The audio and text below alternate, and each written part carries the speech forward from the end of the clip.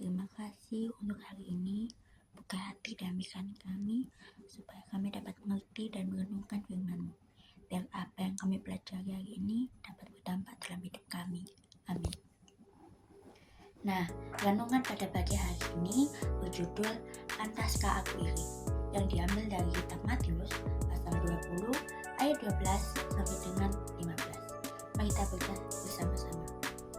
Katanya, mereka yang masuk terakhir ini hanya bekerja 1 jam, dan engkau menyamakan mereka dengan kami yang sehari suntuk bekerja berat dan menanggung panas terik matahari. Tetapi Tuhan itu menjawab seorang dari mereka, Saudara, aku tidak berlaku tidak adil terhadap engkau. Bukankah kita telah sepakat sedinar sehari? Ambillah bagianmu dan pergilah. Aku mau memberikan kepada orang yang masuk terakhir ini sama seperti kepadamu. Tidakkah aku bebas mempergunakan milikku menurut kehendak hatiku, atau iri hatikah engkau karena aku murah hati? Nah, teman-teman, pengumpamaan tentang kebun anggur biasanya adalah bahasa kiasan yang melambangkan umat Allah. Perlakuan pemilik kebun terhadap orang-orang upahannya memberi gambaran tentang salah satu aspek kerajaan Allah, tentang bagaimana Allah akan mengganjari semua orang yang dari sesaat dipanggil olehnya kepada kerajaan Allah. Pada kelompok pertama, telah disepakati upah sedinar sehari, namun tidak ada kesepakatan jumlah tertentu dengan gelombang pekerja berikutnya.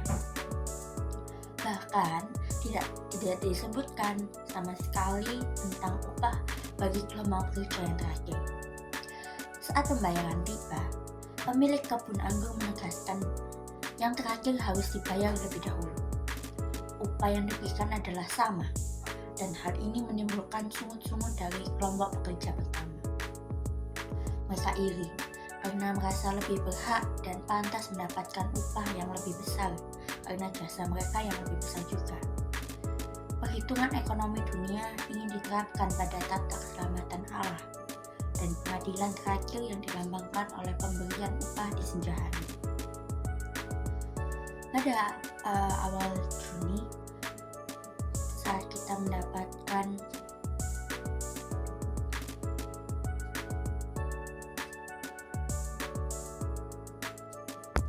kemurahan hati pemilik kebun anggur melambangkan kemurahan hati Allah yang melampaui perhitungan manusia. Komitmen tanpa batas dari Allah mengundang siapa saja yang mencari. Allah menawarkan keselamatan yang sama dengan penuhnya, kapanpun itu, dan tidak menghitung masa bakti. Orang berdosa yang lambat bertaubat diberi anugerah kerajaan Allah yang sama dengan mereka yang sejak awal menjadi pelayan Tuhan yang setia, yaitu hidup kekal. Mari kita berefleksi diri.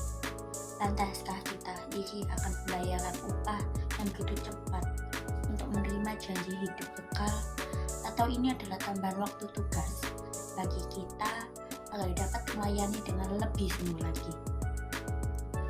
Belajar untuk murah hati dari kemurahan hati Allah.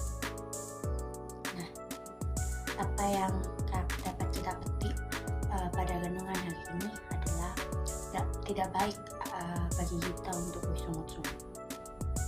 Sebab itu, mari kita berdoa.